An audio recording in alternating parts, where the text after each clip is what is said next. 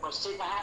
बीच की पावन भूमि से हमारे बीच में दादा वाणी संख्या कलर साथी वाणी संख्या 150 का हम सबों के बीच में उनका विश्लेषण करेंगे। दादा से निवेदन है, दादा आइए। जय गुरु।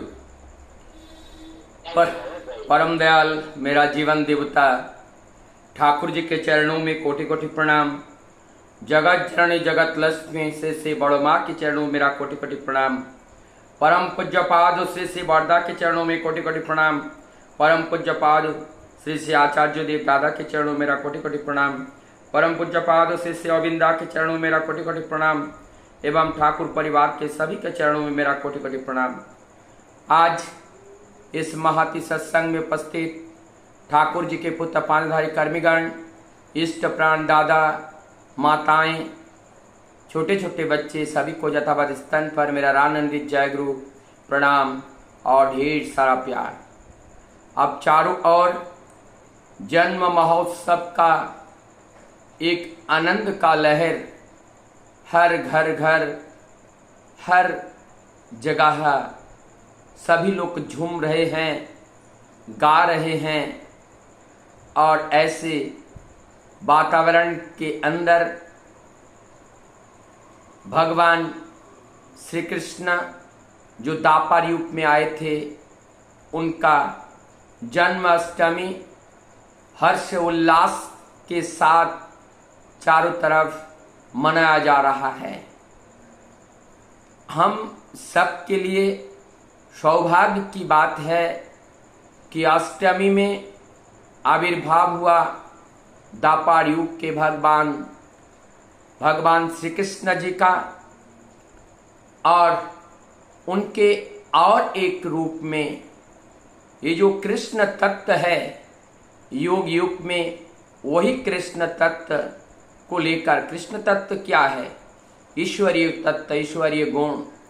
स्वयं ईश्वर नर रूप में जब आते हैं उसे भगवान कहते हैं। और अब अष्टमी के बाद ये भादो का पवित्र महीना 30 भादो, जो अभी भजन के माध्यम से सुना कि ठाकुर जी का ताल नवमी तिथि, उनका आगमन द्वापर में अष्टमी में और कलयुग में नवमी तिथि में, उनका ताल नवमी तिथि में ठाकुर जी का आगमन है। इस आगमन बेला पर हम सभी लोग प्रभु का जन्म बेला का आनंद उपभोग करते हुए घर घर में हर्ष उल्लास के साथ हम सभी लोग गुनगुनाएंगे, गाएंगे और सभी लोग यही चिंतन करेंगे कि प्रभु का आगमन बेला है। प्रभु के आसन में नए नए वस्त्र, नए नए गद्दी, सब प्रभु के लिए कुछ ना कुछ हम नए लाएंगे और प्रभु के साथ साथ हम लोग भी कुछ नए परिधान करेंगे। तो हम लोगों का रिवाज है, होली है, दीपावली है, और जब किसी किसी का जो त्यौहार होते हैं वहाँ पर नए वस्त्र का परिधान करते हैं। ठीक उसी प्रकार से ठाकुर जी के जन्म माह में हम ठाकुर जी को नया नया कुछ देंगे और हम भी नए नए कुछ पहनेंगे। उससे क्या होगा? हमारे जीवन में एक नवीनता का सृजन होगा और वही नवीनता ऊर्जा, साहस का संचार करेगा और जिसके माध्यम से हम और आगे बढ़ेंगे। अब विषय वस्तु से आने से पहले मैं एक बात बताऊं। मैं पिछले दिन बनारस गया था और वहाँ पर हमारे यूपी में डीपी वर्क के लिए आए हुए जो दादा लोग थे, उनमें से अधिकांश टीम वहाँ पहुँचे थे और वहाँ बड़े धूमधाम से वहाँ पर एक सत्संग महोत्सव का जो समागम हुआ वो संपन्न हुआ। बहुत ही आनंददायक था। और वहाँ पे एक आनंददायक मुझे और लगा कि वहाँ पर जो ठाकुरबाड़ी है वो ठाकुरबाड़ी नेताजी सुभाष चंद्र बोस के पैतृक वो जगह है और उस जगह को, उस घर को ठाकुर जी को दान में दे दिया था, सत्संग के लिए दे दिया था। फिर ठाकुर जी ने शिष्य बड़ोमा के नाम से वो करा दिया था षोडशी भवन। फिर बड़ोमा ने अपने ज्येष्ठ आत्मज बड़दा के नाम से, और उस बनारस में आगमन हुआ था बड़ोमा और बड़दा का, और उसी घर में प्रथम तल पर वो लोग रुके हुए भी थे। और एक जगह पर ये प्रमाण मिलता है, माता मनमोहिनी देवी ठाकुर अनुकूल चंद्र बालक अवस्था में उनके साथ आगरा गए थे, और आगरा से फिर पाबना लौटते समय माता मनमोहिनी देवी के कोई रिश्तेदार थे वो काशी में, तो काशी में रात्रि प्रवास किए थे, ठाकुर जी भी वहाँ पे थे। तो ये काशी धाम, वाराणसी धाम हम लोगों के लिए तीर्थ धाम की तरह है। हम सब लोगों को हमारे उत्तर प्रदेश में खासकर का जो एक परम पिता का जो दया का आशीर्वाद केंद्र ठाकुरबाड़ी वो बनारस में है, बहुत ही अच्छा लगा। उस काशी धाम में जो पुराण और वेदों में चर्चा करते हैं, हम लोगों ने सुने हैं, काशी धाम में जिसका पदार्पण होता है और काशी धाम में जो जन्म लेता है, काशी धाम में जो प्राण त्यागता है, वो जन्म मृत्यु के बंधन से मुक्त हो जाते हैं। इस बात को लेकर जब से मैं काशी वहाँ पे पहुँचा, मैं सोचता रहा। मैंने मणिकर्णिका घाट में भी समय मिला, वहाँ पे गया, जाके देखा वहाँ लाशों का ढेर है और निरंतर वहाँ दाहन कार्य रात दिन चल रहा है। मैंने सोचा कि जब यहाँ पर जन्म मृत्यु के बंधन से मुक्त हो जाते हैं काशी पे आने पर, तो काशी में इतना भीड़ क्यों है? सब तो मुक्त हो गए, जो आते हैं जो चले जाएंगे। हजारों वर्ष का ये इतिहास है काशी का, तो इतना पॉपुलेशन क्यों हो रहा है? सब मुक्त हो जाएगा तब तो पॉपुलेशन घटना चाहिए, लेकिन ऐसा नहीं हुआ है। फिर बाद में हमें समझ में आया, काशी ज्ञान की नगरी है, काशी ये धरोहर संस्कृति की नगरी है, संस्कार की नगरी है। अर्थात वहां पर विद्वान लोग अपने ज्ञान अर्जन करते थे। तो काशी में मुक्ति तब मिलती है जो वहां पे जो ज्ञान का धरोहर है, जब तक हम वहां पर जाकर या वहां की जो ज्ञान है उस ज्ञान को हम अपने अंदर नहीं लेते हैं, तब तक जन्म बंधन से मुक्त, जन्म मृत्यु के बंधन से मुक्ति नहीं हो सकते हैं। हमें करना पड़ेगा। वही कर्म के लिए परम दयाल श्री ठाकुर हम लोगों को डीपी वर्क के रूप में दिए हैं। इस डीपी वर्क को हम लोगों को हल्के में नहीं लेना है, इसको ठीक तरह से लेकर के इस डीपी वर्क को मूर्त रूप देना है। तब क्या होगा? वही निष्काम कार्य होगा और वही हमारे जन्म मृत्यु के बंधन से मुक्त करेगा। लेकिन हमारे शिष्य बड़दा कहते थे, तुम लोग मुक्त करके पागल हो जाते हो, क्या मुक्त होना अच्छा है? मुक्त ऐसे कहने से अच्छा ये है कि प्रभु दया करके अब जब आओ मैं आपके साथ साथ रह पाऊं, यही सबसे ज्यादा अच्छा है। ये प्रभु का कार्य नहीं करेंगे तो मुक्त होकर हम करेंगे क्या? मुक्त होने से हमें क्या मिलेगा? तो मुक्त होने के पक्ष में शिष्य बड़दा नहीं थे। भक्त प्रवर शिष्य बड़दा मुक्त होने के पक्ष में नहीं, कि हम मानव तनु धारण करके आएंगे और प्रभु के निर्देश का पालन करेंगे, प्रभु का कार्य करेंगे, इसी में आनंद है। आज आते हैं ये वाणी के ऊपर।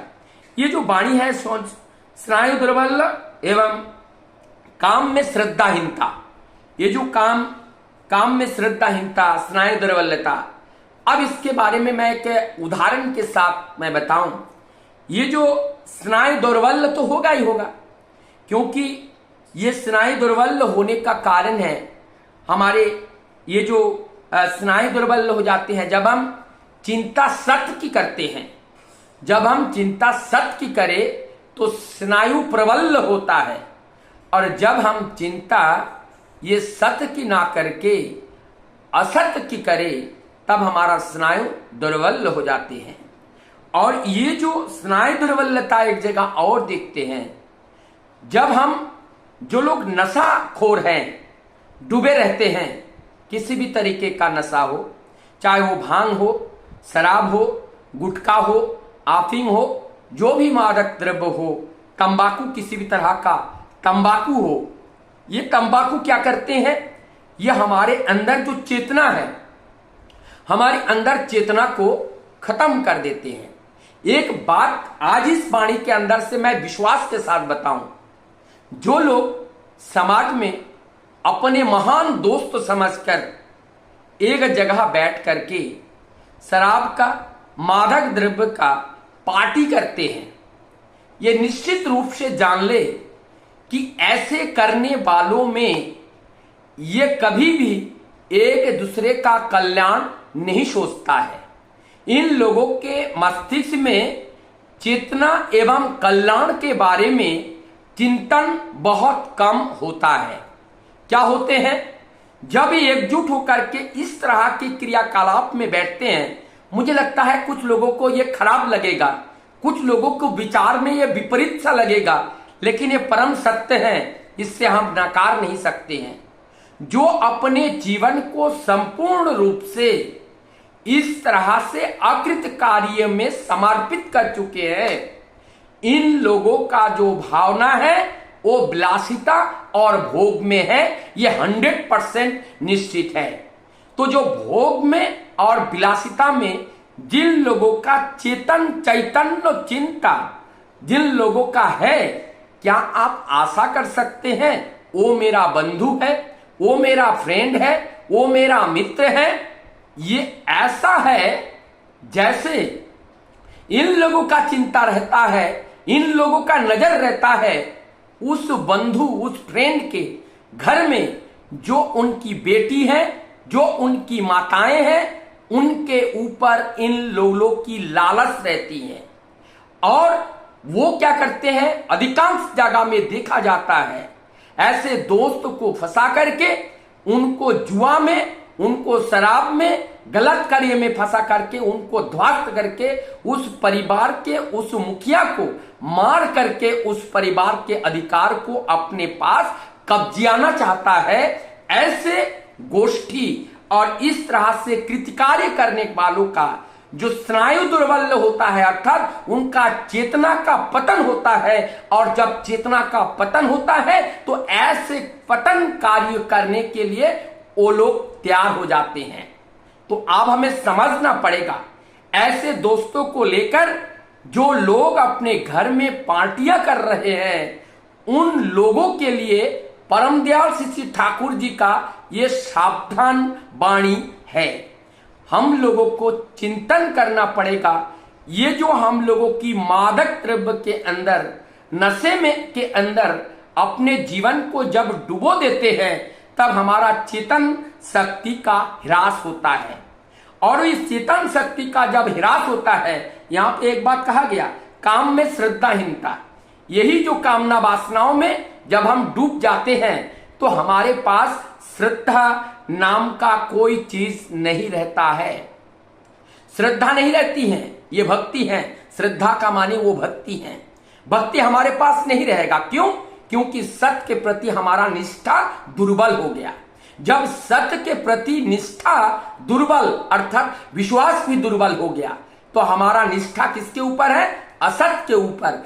जब हमारा निष्ठा असत्य के प्रति होगा, तब हमारा स्नायु पतन होगा, स्नायु का दुर्बल होगा, और दुर्बल स्नायु में अज्ञानता आएगी, और वो अज्ञानता से हम कुकर्म करेंगे, क्योंकि वो कुकर्म ही हमारे इंद्रियों के द्वारा अच्छा दिखाई देने लगेगा, और सत्य असत्य दिखाई देने लगेगा, और असत्य सत्य दिखाई देने लगेगा। ये परिवर्तन हम लोगों के जीवन में आती है। आगे कहते हैं, जहां श्रद्धा नहीं है, और जहां पर श्रद्धा नहीं है अर्थात वहां भक्ति भी नहीं है, और जहां भक्ति नहीं है, गाढ़ा होने तो दूर की बात, वहां प्रेम नहीं है, और जहां प्रेम नहीं है वहां विस्तार नहीं है। वहां पर जहां प्रेम नहीं होता है वो सूखी नदी होते हैं, वो किसी के प्यास को नहीं बुझा पाती हैं। प्रेम ऐसा एक हथियार है जो सबके जीवन की उदासीनता या सबके जीवन की अभाव एवं सबके जीवन की प्रयोजनताओं को पूर्ण करने का ताकत ये प्रेम रखता है। तो तो वहां पर ये प्रेम का अभाव क्यों आया? क्योंकि वहां श्रद्धाहीनता हो गया, और श्रद्धाहीन से ज्ञान का अभाव होगा, और ज्ञान के अभाव से वो बेहोश हो जाते हैं, अज्ञान हो जाते हैं, उनका सर्व इंद्रिय अच्छा अच्छा नहीं दिखाई देता है और गलत उनको अच्छा दिखाई जाते हैं। इस तरह से विपथगामी होकर के अपने जीवन को नरक के ओर ले जाकर के पतन कर देते हैं। ऐसे पतनकारी विनाशकारी कार्य से अगर हम बचना चाहे, आज ठाकुर जी के जन्मदिन पर उनके ये जो भविष्यवाणी है, उनकी जो सावधान वाणी है, इस सावधान वाणी को हम अपने जीवन में प्रयोग करके देखें, अपने जीवन के साथ कंपेयर करके देखें। हम अपने बंधु बांधव, अपने समाज परिवेश में इस स्थिति ना आए, उसके लिए परम दयाल श्री ठाकुर जी के दरबार से हम लोगों के लिए आह्वान आया। डीपी वर्क दीक्षा पत्र का कार्यक्रम, जब प्रत्येक व्यक्ति प्रभुमय होगा, और प्रभुमय व्यक्ति कभी भी अपने जीवन को प्रभु का आस्वादन किए बिना जाना नहीं चाहेगा। वो प्रभु का कार्य में अपने आप को रत रखना चाहेगा, और ऐसा करने में जब हम सब समर्थवान हो जाएंगे, तब इस परिवेश में एक नव युग का संचार होगा।